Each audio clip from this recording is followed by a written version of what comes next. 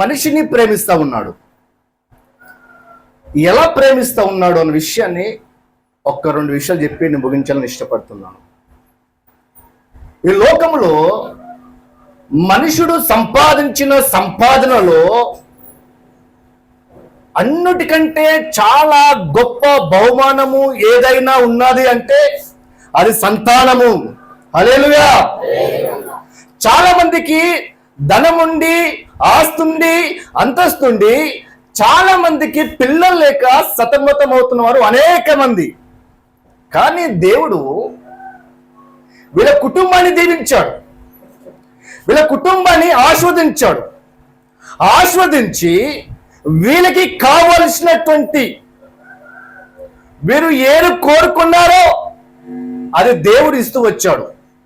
ఇక్కడ ఒక ప్రశ్న వేసి కొన్ని విషయాలు చెప్పాలని ఆశపడుతున్నాను. అసలు దేవుడు ఆ తల్లి గారికి ఎందుకు ఇచ్చాడు బిడ్డను?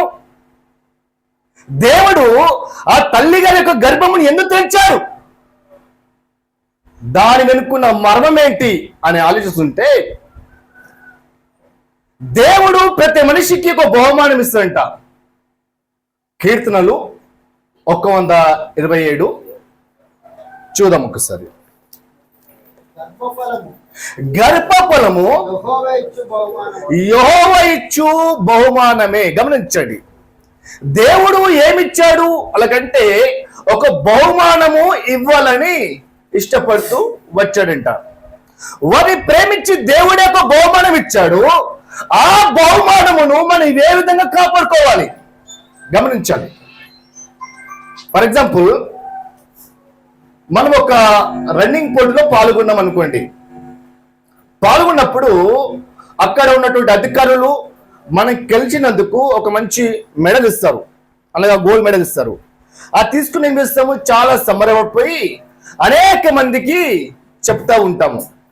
ఇంతకీ ఆ గోల్డ్ మెడల్ ఎందుకు ఇచ్చారు అంటే ఆ వ్యక్తి పరుగెత్తడం బట్టి ఇచ్చారు. అందును బట్టి వారికి గౌరవంగా అది అందిస్తూ ఇచ్చారు.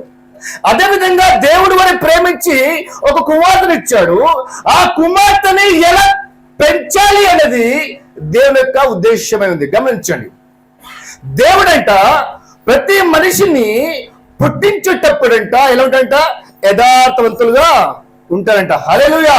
ఎలా ఉంటారంట, యథార్థవంతులుగా ఉంటారంట. గమనించండి, ఒక చిన్న పిల్లలకి వెళ్ళి ఏదో బాబు నీది ఏ ఊరు అంటే చెప్పలేడు. ఏదో బాబు మీ అమ్మ నాన్న ఎవరంటే చెప్పలేడు. ఆ పిల్లగాడు ఎదిన కొలది యొక్క వాతావరణం అన్ని కూడా తెలియజేస్తా ఉంటుందంట. హల్లెలూయా, హల్లెలూయా. ఆ చిన్న పాపకి తల్లి పాలిస్తుంది, కానీ ఆ పాప ఇంకా తల్లిని గుర్తుపెట్టలేదు. కానీ ఆ తల్లిని ప్రేమించి దేవుడు కుమార్తె ఇచ్చాడు, కానీ ఆ కుమార్తెను దేవుడే ముందు ఒక ఉద్దేశపూర్వకంగా తల్లికి ఇస్తూ వచ్చాడు. ఏ విధంగా అయితే దేవుడు అన్నకు సమయాలు ఇస్తూ వచ్చాడో అదే విధంగా తల్లి సమయాల్ని ఏ విధంగా పెంచిందంట, దేవుని యొక్క భయము భక్తిలో పెంచిందంట. ఎలా ఉందంట, దేవుని యొక్క భయము భక్తిలో పెంచుతూ వచ్చిందంట. గమనించండి అమ్మా, ఇజ్రాయేలు దేశం ప్రకారము అకార్డింగ్ ద ఇజ్రాయెలైట్ వాళ్ళు చెప్పే విషయం ఏంటంటే, తల్లి గర్భములో బిడ్డగాడు ఉన్నప్పుడే భర్త అంట 2 చేతుల నుంచి ప్రార్థిస్తాడంట. ప్రభువా ఈ కుమారుని దీవించు, ప్రభువా ఈ బిడ్డను దీవించు, ఈ బిడ్డను ప్రవక్తగాను ఒక యాజకుడిగాను నువ్వు ఏర్పరచుకొని ప్రార్థిస్తాడంట. ఎవరు? ఇజ్రాయెల్ దేశస్తులు. ఆ విధంగానే అన్నా విషయంలో అకార్డింగ్ టు ఇజ్రాయెల్ ప్రకారంగా అన్న గర్భంతో ఉన్నప్పుడు తన భర్త నుండి ఎల్కానా ప్రార్థించాడు. ఆ ప్రార్థన దేవునికి అంగీకారంగా ఉంది. అట్ ద సేమ్ టైం అన్న యొక్క ప్రార్థన కూడా దేవునికి అంగీకారంగా ఉంది. అన్న అనుకుందా నా గర్భం నుంచి ఒక ప్రవక్త వస్తుందని అన్న ఎప్పుడు కూడా అనుకోలేదు. గమనించండి, ఈ యొక్క తల్లి గర్భం నుంచి ఒక పసికంద బయటకు వచ్చింది, కానీ ఆ పసికందు యొక్క ఉద్దేశము, ఆ పసికందు యొక్క ఎడలో ఉన్న దేవుని యొక్క ప్రణాళిక ఏమైందో మనకు తెలుసా? మనకి తెలియదు. కొంతమంది ఏమనుకుంటారు అంటే ఈ బిడ్డని పెంచి ఒక మంచి డాక్టర్ చేయాలనుకుంటారు, ఈ బిడ్డని పెంచి మంచి ఇంజనీరింగ్ చేయాలనుకుంటారు. కానీ దేవుడు నీకంటే ఎక్కువ ఎవరు ఆలోచిస్తుంట? దేవుడు ఆలోచిస్తుంట. ఆ దేవుడు ఈ పసికందు రేపు దెబోరా కావచ్చు, ఈ పసికందు రేపు ప్రవక్త కావచ్చు, ఈ పసికందు రేపు ఒక మంచి స్పీకర్ కావచ్చు, ఈ పసికందే రేపు దేశానికి వెళ్ళే ఒక బిడ్డ కావచ్చు. అది దేవుని యొక్క ప్రణాళికలో దాగి ఉంది. హల్లెలూయా, హల్లెలూయా. కానీ దేవుని పిల్లలమైన మనము దేవునికి పిల్లలకి ఏమి నేర్పించాలంటే దేవుని యందు భయము భక్తి ఎలా ఉండాలో నేర్పించినప్పుడే వాడు దేశానికి ప్రయోజకునిగా అవుతాడు, కుటుంబానికి ప్రయోజకునిగా అవుతాడు, సంఘానికి ప్రయోజకునిగా అవుతాడు. అలా ప్రయోజకుడు కావాలంటే మొదట తల్లిదండ్రులు దేవునికి విధేయత చూపడము నేర్చుకోవాలి. హల్లెలూయా. ఎప్పుడైతే విధేయత చూపిస్తారో తల్లిదండ్రులు, అదే వాతావరణం అంట పిల్లలు కూడా నేర్చుకుంటారు. నేను చిన్న విషయం చెప్పి నేను ముగిచ్చేస్తాను. మనకందరూ కూడా తెలిసినటువంటి గొప్ప దేవుని సేవకుడు మార్గస్ అనే ఒక దేవుని సేవకుడు చిన్నప్పటి నుంచి తల్లిదండ్రులు ప్రార్థిస్తే వినేవాడంట. వింటూ వింటూ ఒక రోజు అడిగాడంట తల్లికి, అమ్మ డైలీ ప్రార్థిస్తావు, నా తండ్రి అంటావు, నీ తండ్రి ఇంటిలో ఉన్నాడు కదా, నువ్వు మరి ఎవరికి ప్రార్థిస్తావు అని అడిగాడంట. ఆ మందంట, నేను ప్రతిరోజు ప్రార్థిస్తుంది నన్ను నిర్మించిన, నన్ను సృష్టించిన, నన్ను పిలిచిన, నన్ను తల్లి గర్భంలో ఏర్పరచుకున్న దేవుని ప్రార్థిస్తని చెప్పిందంట.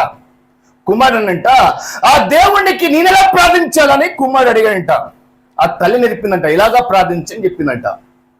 అలాగా ప్రార్థించే మొదలుపెట్టాడు. అలాగా ప్రార్థనలు ఎదుగుతున్న సమయంలో దేవుడు ఒక దర్శనం ఇచ్చాడంట ఆ కుమారునికి.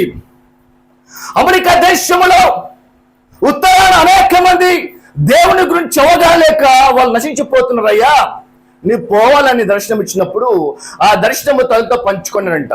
గమనించండి, ఆ దర్శనము రావడానికి మూల కారకులు ఎవరంటే తల్లి ఎలా ప్రార్థించాలో కుమారుడు నేర్పించింది కనుక ఆ కుమారుడు ప్రార్థించడం బట్టి దేవునికి ఆ కుమారుడికి మంచి సంబంధం ఏర్పడింది. కాబట్టి దేవుడు దర్శనంలో మాట్లాడుతూ వచ్చినాడు. ఆ దర్శనం ప్రకారంగా ఆ కుమారుడు గొప్ప సేవ చేస్తూ వచ్చినాడు, ఆ దేశాన్ని మారుస్తూ వచ్చినాడు. గమనించండి,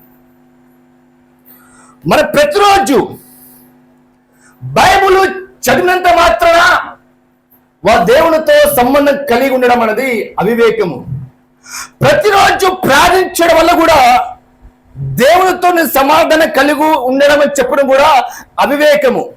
ప్రతిరోజు పాటలు పాడుతుంటే కూడా నీ దేవునితో సమాధానం ఉండడం చెప్పడం కూడా అవివేకమే. నిజమైన సమాధానం ఏంటంటే, నిజమైన ఆత్మ జీవిత డెఫినేషన్ ఏంటంటే, ఎప్పుడైతే మన ఆత్మ దేవుడు ఒక ఆత్మతో నిమగ్నమై దేవుడు యొక్క చిత్తం జరిగించినప్పుడే అది నిజమైన విశ్వాస ఒక లక్షణం. హల్లెలూయా. ఏలియా దేవునితో అంటుకట్టబడ్డాడు కనుకనే ఏలియా గొప్ప కార్యాలు చేస్తూ వచ్చాడు. సమూయేలు దేవునితో అంటుకట్టాడు కాబట్టే సమూయేలు గొప్ప కార్యాలు చేస్తూ వచ్చాడు. నువ్వు నేను కూడా గొప్ప కార్యాలు జరిగించబడాలంటే దేవునిలో అంటుకట్టబడి ఉండాలి. దేవుని యొక్క ఆత్మతో పరిశుద్ధాత్మతో ఎల్లవేళ నడిపించబడినప్పుడే మనం గొప్ప కార్యాలు చూడగలము. హల్లెలూయా. నేను నమ్ముతున్నాను, దేవుడు కుటుంబాన్ని ప్రేమించి ఒక పాపనిచ్చాడు.